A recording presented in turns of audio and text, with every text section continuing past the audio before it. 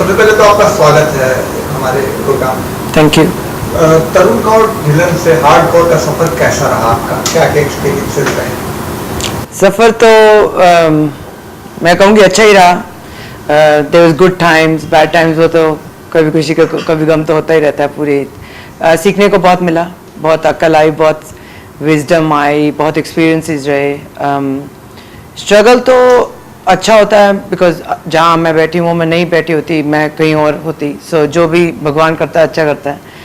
And as एक अच्छी चीज़ है कि जितनी भी ट्रेजिडी मुझे देखनी थी या जो भी ज़्यादा स्ट्रगल था वो मेरी अर्ली एज में हो गया। तो एज यू गेट ओल्डर, जब मेरे टीनेजर ईयर्स या जब मैं मेरे 20s में थी, मैंने बहुत हार्डवर्क किया। तो उसके साथ मैं यही कहूँगी कि अगर आप अपना काम करो, आप कोई भी काम करो, वो इजी नहीं होता। डिफ़िकल्टीज हर काम में, हर जॉब में आती हैं, लेकिन ये बस मेन चीज़ है कि आप क्विट ना करो और लगे रहो बस। एंड हाँ, so the journey was like up and down, लेकिन वो तो होता है। नाम क्यों आपने हार्डकोर क्यों नाम चुना, अपना नाम बदला आपने फील्ड में आगे, तो ऐसा क्यों, क्या चुना नहीं, दुनिया ने चुना मेरे लिए। मेरा नाम तो तरुण कौर था, मैं तो सिंपल सी लड़की थी, लेकिन कहते हैं दुनिया ने बना दिया हार्डकोर। मैं तो ये कहती हूँ क्योंकि अगर आपको सक्सेसफुल होना है, आपको as a specially male dominated industry है, सब लड़के ही रैप करते थे मेरे टाइम पे। 20 साल पहले तो कोई रैप भी नहीं करता था इंडियन। तो मुझे पता है कि मैंने क्या डिफ़िकल्टीज देखी हैं। तो उसके लिए अगर आप ज़्यादा सॉफ्ट होकर काम करोगे तो आगे नहीं बढ़ पाओगे। तो उसके लिए थोड़ा सा, ऊपर से मैं हूँ पंजाबी, तो हार्डकोर तो बनता है। दुनिया ने बना दिया मुझे हार्डकोर। मैं डेफिनेटली एक फादर्स डॉटर हूँ। मैं किसी के भी घर जाऊँ और मैं किसी की भी फैमिली में मिलूँ, हमेशा सबसे पहले अंकल, किसी के डैडी मेरे साथ बैठते कि ये लड़की तो हमारे साथ बैठेगी, क्योंकि मेरी हमेशा बनी है फादर्स के साथ। आई थिंक क्योंकि मेरे खुद के फादर नहीं है थे बहुत अर्ली एज से, तो आई थिंक मैं 5 साल की थी जब वो गुजर गए। तो उस टाइम से जब भी मैं किसी के डैडी को मिलती, मुझे वो सेम फीलिंग आती है कि कैसा होगा। और अगर मेरे फादर अगर आज जी रहे होते तो वो भी देखते कि हाँ, वो प्राउड होते कि हमारी लड़की क्या शेरनी बनी है। सो ये मैं उनको मिस तो करती हूँ, लेकिन मैं बहुत अर्ली एज पे वो गुजर गए थे। तो मेरी मम्मी ने पूरा हार्डवर्क किया, लेकिन मेरी मम्मी ने कोई कसर नहीं छोड़ी कि वो फीलिंग नहीं है कि मेरा डैडी, मेरी मम्मी, मेरा बाप, माँ, दादी, दादा, चाची, चीज़ा सब कुछ किया उसने। तो मुझे कभी ऐसे फील नहीं होने दिया कि बाप नहीं है। सबसे अच्छी बात जो मेरी मम्मी ने की कि एक पेरेंट्स जब सपोर्ट देते हैं बच्चे को वो और कॉन्फिडेंस के साथ आगे बढ़ते हैं। मेरी मम्मी ने चाहे आधी कम्युनिटी उनके अगेंस्ट थी, उन्होंने मेरी मदद की, उन्होंने मुझे हमेशा सपोर्ट किया, चाहे फाइनेंशियली हो, चाहे थ्रू इमोशंस हो। कितनी बार मैं रो रो के घर आती थी कि अब नहीं, बस मेरे को नहीं करना और बहुत हो गया म्यूज़िक, लेकिन उन्होंने मुझे हमेशा सपोर्ट दी। उन्होंने मुझे ताकत दी कि नहीं, इतना रोने के बाद, इतना सब कुछ करने के बाद तू बस छोड़ देगी तो प्रॉब्लम तो आती है, जाके कुट दे मुंडे आनू, that's what she used to say. अगर लड़ना है तो लड़ो, लेकिन अब शुरू किया तो रोकना नहीं। तो मोस्ट ऑफ द टाइम मेरी मम्मी है जो मैं कहूँगी मेरा सपोर्ट सिस्टम। मम्मी नहीं होती तो मैं डेफिनेटली नहीं होती। मैं हमेशा कहती हूँ मेरी मम्मी है रियल हार्डकोर, मैं हूँ फ्रेंचाइज। तो हाँ, सैल्यूट टू मम्मी। एक्चुअली मेरे घर में हमेशा माहौल रहा है कि अगर मैं अपने ग्रैंड पेरेंट्स के होती, मेरे दादी दादा के साइड पे थोड़े से रिजर्व थे। तो मेरी बुआ म्यूज़िक टीचर थी, लेकिन फिर भी हमारे फैमिली में किसी ने म्यूज़िक नहीं किया। मतलब बस पढ़ाई करो या शादी करो, सब ऐसे ही थे। तो मैं एक बिल्कुल डिफरेंट चीज़ निकली। और माहौल तो अच्छा था क्योंकि मेरी मम्मी सपोर्ट कर रही थी, मेरा भाई भी कहता था कि हाँ रैप में कुछ कर, अच्छा कर। लेकिन माहौल जो दुनिया में था कि काफ़ी कम्युनिटी वाले सपोर्ट कर रहे थे, काफ़ी लोग नहीं सपोर्ट करते थे। लड़के बहुत तंग करते थे कि ये क्या करेगी म्यूज़िक, तो जा तो शादी कर और बच्चे बना बस। सो माहौल तो ऑल टाइप था। कितने लोग थे बहुत खुश थे कि मैं कर रही हूँ। काफ़ी लड़के और लड़कियाँ ने मुझे बोला कि हम बहुत खुश हैं कि आप रैप म्यूज़िक शुरू कर रहे हो। तो माहौल हर टाइप का रहा, लेकिन घर में मुझे हमेशा सपोर्ट ही दी गई। मुझे ऐसे घर में कभी फील नहीं। मेरी मम्मी ने हमेशा बोला कि और लिखो और लिखो और प्रैक्टिस करो और आगे बढ़ो, क्योंकि वो नहीं चाहती थी कि हाँ तू अब रैपर बोलने से कोई रैपर नहीं बन जाता, 6 महीने में कोई रैपर नहीं बन जाता। तो वो कहती थी कि अगर चाहे तुझे अमेरिका जाना पड़े और किसी के भी सामने तेरा ओपन माइक में बैटल हो, जो रैप का हम करते हैं, you should be able to do it. You should be, ये बाद में मैं ये नहीं चाहती थी कि लोग ये देखें कि अच्छा ये लड़की है और फिर या इंडियन है, बिकॉज लोग ऐसे अच्छा ओ माय गॉड तुम इंडियन हो, अच्छा तुम रैप करोगी, लाइक ऐसे लोग सोचते थे। सो मैं वो उनका माइंड सेट चेंज करना चाहती थी कि पहले आपका स्किल होता है, पहले आप सुनो ऑन द माइक मैं कितना फाड़ सकती हूँ, उसके बाद देखना कि मैं लड़की हूँ कि इंडियन की जो मुझे। मम्मी का सैलून था हमारे, क्योंकि वी वर इन यूपी जब वहाँ रहते थे, तो 1984 राइट्स में हम सब इन्वॉल्व थे, उधर हम उधर ही थे। तो क्या होता है कि मैं ये देखा कि उस टाइम तो लेके अभी तक लोग कहते हैं कि अब तो चेंज हो गया होगा, लेकिन अभी भी लड़कियों को काइंड ऑफ नंबर 2 बना के रखते हैं, और वो मुझे अच्छा नहीं लगता। क्योंकि मेरी मम्मी ब्यूटी करती थी, तो उसको ऐसे बोलते थे कि क्या नाई तू बन रही है या क्या, उनको क्या पता था ब्यूटी सैलून वो ब्यूटी आर्ट, एक आर्ट फॉर्म है। तो उस टाइम पे कोई करता नहीं था, तो कहते थे कि क्या ये बाल काट रहे ये वो, तो उनको तंग करते थे। फिर इवेंचुअली उनका सैलून को भी आग लग गई थी, लगाई गई है लगी नहीं, लेकिन जब भी कोई कुछ करना शुरू होता है हमारे, स्पेशली हमारी कम्युनिटी में मैं देखा, स्पेशली औरतें, उसको सबसे पहले एक ना पिजिन कर दिया जाता है कि अच्छा पहले दिखाओ। जैसे मैं थी, अगर मैं स्टूडियो में जाऊं और एक लड़का स्टूडियो में जाए, उसको कोई नहीं बोलेगा अच्छा तू रैपर है, अच्छा एक लाइन सुनाना। अगर लड़की होगी तो उसको अच्छा तू रैपर है, सुनाना एक रैप, देखते तेरे को आता कि नहीं। Why do constantly we have to prove दोबारा दोबारा। अब मैं चाहे लड़के से ज़्यादा पैसे कमा रही हूँ या मैं लड़के से ज़्यादा सक्सेसफुल हूँ, फिर भी मैं लड़की हूँ, ऐसे थोड़ी होता है। अब उन डॉन है गया, बोलते ना बहन, अपन बहन है बहन। लोग मुझे कहेंगे कि इंडिया आके स्ट्रगल कैसा था। मैं बहुत लकी हूँ क्योंकि मुझे इंडिया आके कोई स्ट्रगल ही नहीं करना पड़ा। मेरा गलासी हिट ऑलरेडी हो गया था, यू नो, एंड मैं बहुत ब्लेस्ड हूँ, मैं एक्चुअली बहुत लकी हूँ, एंड मैं थैंकफुल हूँ कि इंडिया की पब्लिक ने मुझे इतना प्यार दिया, और स्पेशली लड़की ने कहा कि हाँ एक लड़की आ गई जो अलग टाइप की है, बिंदास। सो मुझे चेंज नहीं होना पड़ा, मैं जैसी हूँ वैसी ही रही, और उसी स्टाइल में मुझे प्यार मिला। और मेरा सैल्यूट जाता है शंकर एहसान लोई। सबसे पहले रिस्क उन्होंने लिया, सबसे पहले उन्होंने सोचा कि हाँ इस लड़की के साथ काम करते कुछ डिफरेंट होगा। जब उन्होंने मुझे बुलाया, मैं तो बहुत एक्साइटेड थी कि पहला बॉलीवुड गाना वो भी शंकर एहसान लोई के साथ, वाह चकते फट्टे। तो मैं बहुत खुश हुई, फिर हमने रिकॉर्ड किया, मैंने उनके साथ लिखा भी, जैम भी किया, वो गाना सुपर हिट हो गया। वो गाना हम सुनना चाहेंगे। Gotta move gotta move your body tonight, gotta move your body tonight, like this and that and this and that।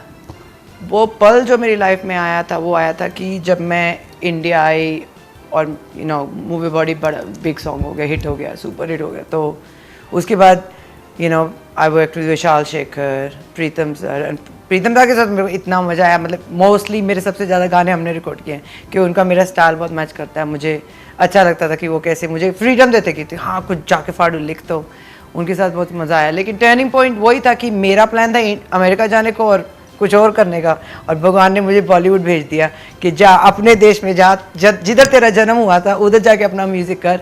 And main thing ये थी कि मुझे एजुकेट करना था लोगों की कि रियल हिप हॉप क्या होता है। बॉलीवुड के थ्रू आप थोड़ा थोड़ा फीड करके उनको सिखाते हो कि आज रिक्शा वाला भी रैप करता है, मज़ा आता है। तो यू नो आई थिंक जो मैं एजुकेट करना चाहती थी वो तो मैंने कर लिया। अब ये है कि उस चीज़ को और रियल दिखाना है।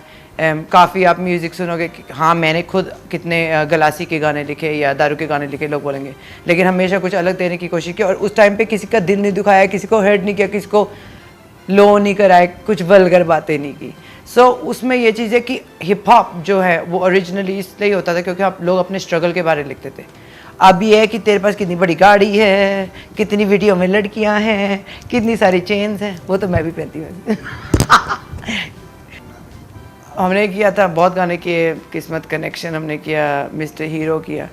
एक तो मेरा फेवरेट उनके साथ जो होगा वो था सिंग इज किंग का गाना जो था 1 for the trouble, 2 for the bass, sing is in the place, you better watch this space, put your fist up high, put your fist up, sing is king, sing is king, sing is king, Corey's queen, Corey's queen, Corey's queen। काफ़ी youth culture आप कह सकते हैं कि follow करता है music को, लेकिन म्यूज़िक यूथ कल्चर को फॉलो करके जो लोग लिखते हैं वो सही बात नहीं है। मेरे हिसाब से आप सब कुछ सब करते हैं, लेकिन आपका भी एक थोड़ा सा रिस्पॉन्सिबिलिटी होता है as a artist. I think Honey Singh is made very good production, music में बहुत अच्छे हैं, ठीक है, और उन्होंने हिट गाने दिए हैं। तो entertainment wise lungi dance is one of my favourites. लेकिन जो आप बोल रहे हो उससे आप क्या एजुकेट कर रहे हो देश को। आपका खुद का हाथों में लिखा कि आपको कैसे ब्रेन वॉश करना है। अगर आपको वल्गर बातों से या लड़कियों का बेइज्जती करा के या ऐसी गंदी गंदी बातें करके आपको आगे बढ़ना है तो बड़ा नो प्रॉब्लम, लेकिन मुझे मतलब लड़का अच्छा काम कर रहा है और उसने बहुत अच्छा एंटरटेन किया और उसने अच्छे बीट म्यूजिक बनाया तो मैं तो रिस्पेक्ट देती हूँ कि जो भी उसने अपना नाम कमाया, सो उसकी रिस्पेक्ट जाती है। अब उसके बाद जितने कॉपी कैट आए हैं हनी सिंह के, उनको मैं ये कहना चाहूँगी कि अपना स्टाइल ढूंढो और कुछ ऐसा लिखो जो डिफरेंट हो। सेम लड़कियां गाड़ी दोबारा बहुत हो गया, अब कुछ और लिखिए। तो you know it's more of a challenge. जो लोग सीरियसली रैप करना चाहते हैं और जिनको पता है उनमें टैलेंट है, थोड़ा सा डिसिप्लिन करो अपने आप को, थोड़ा सा राइटिंग पे टाइम स्पेंड करो, थोड़ा सा अपनी प्रैक्टिस और अपनी टेक्निक पे स्पेंड करो टाइम, तो आप कुछ और कर सकते हैं। मेरे हिसाब से वो ये भी कह सकते थे कि माइक टेस्ट किसी को आवाज आ रही है नहीं, ये कुछ डिफरेंट सिचुएशन थी। गालियां तो हम भी बहुत देते हैं, लेकिन हम स्टेज पे देते हैं डिफरेंट टाइप में, लोगों को एंटरटेन करने के लिए। बिना मतलब से नहीं कहते कि अब फैशन बन गया गाली देना, उसमें बिना मतलब से गाली नहीं देनी चाहिए, उसका भी एक टाइम होता है, गाली के लिए एक टाइम होता है। लेकिन मीडिया को गाली देना बिना मतलब से, ऑब्वियसली अगर कोई रीज़न नहीं है फिर तो रॉन्ग है। अब मेरे हिसाब से अगर मुझे कोई कुछ गलत कहता है मैं तो वापस कर लूँगी, लेकिन अगर मुझे किसी ने कुछ नहीं कहा तो फिर थोड़ी बिना मतलब से किसी को आप ऐसे कह सकते हैं, अच्छा नहीं लगता। इसका ये भी मतलब है कि सफलता का इतना बुखार चढ़ गया है कि उनको नहीं, गाली सब देते हैं, लेकिन डिपेंड्स टाइम, किसके सामने देते किसके साथ नहीं देते। गाली तो हम सब भी देते हैं, आप भी देते हैं, लेकिन अपने प्राइवेट टाइम में ना बहुत सारे लगते हैं। आई थिंक एक नया कंपोजर जिनको मैं रिसेंटली मिली, उनका नाम है रवि शीन। क्या मेलोडीज एंड क्या लिखते हैं वो, तो खुद लिखते भी, ऐसे कॉम्पोजिशन उनकी बहुत अच्छी होती है। I think Pritam has definitely been one of my favourites, जो एक गाना सुपर हिट, सो मैं उनसे इंस्पिरेशन बहुत लेती हूँ। रहमान साहब डेफिनेटली, ए रहमान, उन्होंने हमारे देश का नाम बहुत बनाया है internationally, so I like his style. Singers की लाइफ कम हो रही है, प्रोड्यूसर्स की लाइफ कम हो रही है, डीजर्स की लाइफ कम हो रही है, म्यूजिक प्रोड्यूसर्स की लाइफ कम हो रही है। सबको क्या म्यूजिक ही करना है या एंटरटेनमेंट ही जाना है। कोई अब पेरेंट्स अपने बच्चे को नहीं बोल रहे कि वो बेटा डॉक्टर बन जाओ या अकाउंटेंट बन जाओ। अब तो सबको, मेरी मम्मी मुझे कल कह रही थी कि अब तुम पंजाब वाली वीडियोस देखो, सब रोज एक सिंगर निकलता है, बल्ले बल्ले बल्ले। वो कहती वो दिन गए ना कि जब वो फार्मिंग करते थे, जब खेत चलाते थे, अब बच्चों को और कोई काम नहीं है तो पेरेंट्स कहते चल बेटा म्यूजिक ही कर ले। ये रॉन्ग रीजन है म्यूजिक करने की। म्यूजिक अगर आपको करना है, आपको सचमुच म्यूजिक से प्यार है, आपको हार्डवर्क करके आगे कुछ बनना है, फिर डेफिनेटली हाँ, सिंगर्स बहुत आगे। उसका अच्छी बात ये भी है कि नए नए लोगों को चांस मिलता है। अब जब मैं रिसेंटली म्यूजिक डायरेक्शन मैंने शुरू किया, मुझे 2 साल हो गए, मैं कितने नए नए सिंगर्स को ढूंढ के काम कर रही हूँ, तो उन बेचारों को भी तो नया चांस चाहिए। तो इसमें आप कुछ कह नहीं सकते, लोग आगे अच्छे नए लोग आ रहे हैं, उनको चांस भी मिलना चाहिए। और ये भी होता है कि बहुत ज़्यादा बिना मतलब फालतू वाले भी आ रहे हैं, वो जो अच्छा काम कर रहे हैं उनका काम खराब करते हैं। तो दोनों टाइप, दोनों चीज़ें। कुछ ऐसे भी सिंगर्स हैं जो आजकल अपनी जीविका बार में गाने गा रहे हैं, इस पे आपका क्या टेक है? किस पे? बार्स में भी गाने गा रहे हैं। कौन सा बार? कोई भी बार अपनी जीविका चलाने के लिए, अपने लाइफ स्टाइल चलाने के लिए। देखो, आपको रोटी खानी है, चाहे आप बार में गाओ या आप शादी पे गाओ या आप मुंडन पे गाओ, कुछ नहीं मैटर, चाहे आप जगराता करो। At the end of the day सबको अपना काम करना है। मेरा काम है कि मैं कॉलेजेस में परफॉर्म करती हूँ, मैं करूँगी, एट द सेम टाइम मैं शादी पे परफॉर्म करती हूँ, वो भी करूँगी। सबकी अपनी रोटी। आप किसको ये नहीं कह सकते ये सिंगर बार में क्यों गा रहा है, जिधर मर्जी का गाना, तो बंदे को अपनी रोटी कमानी, कहीं भी गाएगा। अब बात करेंगे वर्ल्ड कप की। वर्ल्ड कप 2015 आ रहा है, खेलों की अभी फुटबॉल पे भी आपने हाल में एक गाना बनाया था। मैंने फीफा के लिए एक फुटबॉल का गाना बनाया था। वैसे तो हम बहुत बिजी रहते हैं स्पोर्ट्स को देखने के लिए, लेकिन हाँ कंग्रेचुलेशन, इंडिया खेल रहा है। हाँ, इंडिया खेल रहा है। अच्छा फिर ठीक है, फिर मजा आएगा। क्रिकेट वर्ल्ड कप है। अच्छा क्रिकेट वर्ल्ड कप है, हाँ फिर तो ठीक है, फिर तो मजा आएगा। पाकिस्तान का पहला मैच है 15 फ़रवरी को, तो इंडिया को कैसे शुभकामनाएं देना चाहेंगे? मैं कहूँगी God salute and bless India. हमेशा हमारे देश जीत के आए और हमेशा अच्छा क्रिकेट में हमेशा हमारा नाम टॉप पे रहा है, पूरी दुनिया हमको रिस्पेक्ट देती है, तो वो रिस्पेक्ट कमाओ और आगे बढ़ो। And that's it. होपफुली मुझे टाइम मिल जाएगा देखने को। AIB के साथ मैंने देखा, मुझे बहुत एंटरटेनमेंट मिली, मुझे बहुत मज़ा आया, इसीलिए वो YouTube के लिए बना है। आई थिंक ऑब्वियसली ऐसी चीज़ हम टीवी पे नहीं दिखा सकते क्योंकि काफ़ी लोग होंगे जो उसके अगेंस्ट होंगे। मेरे हिसाब से जब कॉमेडियन होता है, कॉमेडियन को एटलीस्ट 100% खुल देनी चाहिए, क्योंकि अगर आप कॉमेडियन को रोकोगे तो वो लिमिटलेस हो जाता है। सेम एज आर्टिस्ट, क्रिएटिविटी को आप रोक नहीं सकते। हाँ, मुझे पता है कि कई लोग गालियाँ नहीं लाइक करते, जैसे करण जौहर ने गाली दी या व्हाटएवर, वो हंसने वाली है, वो कॉमेडी है, हंसो और साइड पे करो। अगर आपको नहीं पसंद तो मत देखो ना। वो थोड़ा आपको आपके बंदूक लगा के थोड़ी तो आपको बोल रहे कि आपको देखना पड़ेगा। ये अवेलेबल है, सब कुछ अवेलेबल है अपने देश में भाई, आपकी मर्जी आपको क्या देखना है। आप किसी पे उंगली नहीं दे सकते कि तेरी मूवीज मेरे बच्चे को खराब कर रही है, ये तेरे गानों ने ऐसे ऐसे किया। हाँ, हम थोड़े से रिस्पॉन्सिबल होते हैं, लेकिन at the end of the day हम आगे कैसे बढ़ेंगे? आप रियलिटी दिखा रहे हो, तो अगर हम वो गालियाँ दे रहे हैं और वो कॉमेडी कर रहे हैं, मेरे ख्याल से उसमें कोई प्रॉब्लम नहीं है। आजकल छोटे बच्चे भी यूट्यूब यूज़ कर रहे हैं, अगर यूट्यूब पे इस तरह का प्लेटफॉर्म चलेगा, उनके रोल मॉडल देखेंगे छोटे बच्चों के। छोटे बच्चे अगर यूट्यूब देख रहे हैं तो पेरेंट्स को उसका पेरेंटल गाइड आती है कि आपके बच्चों को लॉक रखे रखो इस वेबसाइट से। अगर सब अब पेरेंट्स आप देखो खुद अपना फोन, बेटा ले ले फोन से खेल ले, अब उसमें क्या है तो आपको रिस्पॉन्सिबिलिटी है ना, आप बच्चे को फोन दे रहे हो। हाँ, मैंने अभी अपने बेटे का नया आईपैड लेके दिया है, अब वो अगर नेट पे जाएगा और कुछ देखेगा तो वो फिर आपकी गलती है। पेरेंटल लॉक भी आता है ना, ये पेरेंट की रिस्पॉन्सिबिलिटी है कि वो कब तक क्या अपने बच्चों के सामने दिखा सकते हैं। अब आप टीवी ऑन करते हो, कितनी फिल्में हैं जो, या इंडियन सीरियल्स भी देख लो, उसमें भी तो कोई लड़ता है, कोई मरता है, खून निकलता है, वो भी तो ट्रॉमा होता है बच्चे के लिए। बच्चे का एक एज लिमिट होता है जिस तक आपको प्रोटेक्ट करना पड़ता है बच्चे को, उसके बाद बच्चा जो देखेगा वो देखेगा। लेकिन टिल द एज ऑफ 18 मेरे हिसाब से आपको खुद अपने बच्चों को देखना पड़ेगा कि वो क्या देख रहे हैं, उनके फ़ोन पे क्या है, वो कहाँ जा रहे हैं, उनके फ्रेंड्स कैसे हैं। ये पेरेंट्स की रिस्पॉन्सिबिलिटी है। हिप हॉप बॉलीवुड म्यूजिक सबसे अच्छी बीट आपको कौन सी लगती है? आपने तीनों किया है अपने करियर। मेरे लिए hip hop is obviously number 1, लेकिन मैं म्यूजिशियन हूँ और as a music composer specially मैं इसलिए कर रही हूँ क्योंकि मैं शुरू से स्टूडियोज़ में रही हूँ। मुझे म्यूज़िक के साथ प्यार है, चाहे वो हो फ्रैंक सिनाट्रा, चाहे वो हो बियॉन्से, चाहे वो हो नुसरत फ़तेह अली खान साहब, चाहे वो हो Asha ji. Music is music, good music is good music, and मैंने हर टाइप ऑफ म्यूज़िक को सुना। हाँ, मेरा पहला प्यार है हिप हॉप, उसके बाद ड्रम एंड बेस, रेगे, बॉलीवुड, भंगड़ा, बहुत कुछ है, गज़ल्स, कवालीज, सब कुछ सुनते हैं।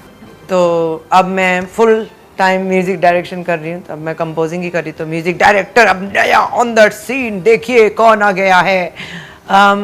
मेरा पहला गाना था ओ तेरी में, जो एक हरियाणवी टाइप हमने गाना बनाया था, फॉलो करता। फिर मैंने कंपोज किया बबलू हैप्पी है, और उसके बाद अब मेरा तीसरा रिलीज़ जो लव यू अक्षय पाजी। अक्षय भाई हमेशा आते हैं ना मेरी लाइफ में, उस टाइम पे कुछ अलग जब मुझे करना होता है, तो उन्होंने मुझे बोला कि हमारी फिल्म एक आ रही है शौकीन, उसमें अनु कपूर और अनुपम खेर और पीयूष साहब हैं, और उनके लिए कुछ बनाइए। तो मैंने वो शौकीन का जो गाना था आशिक मिजाज वो किया।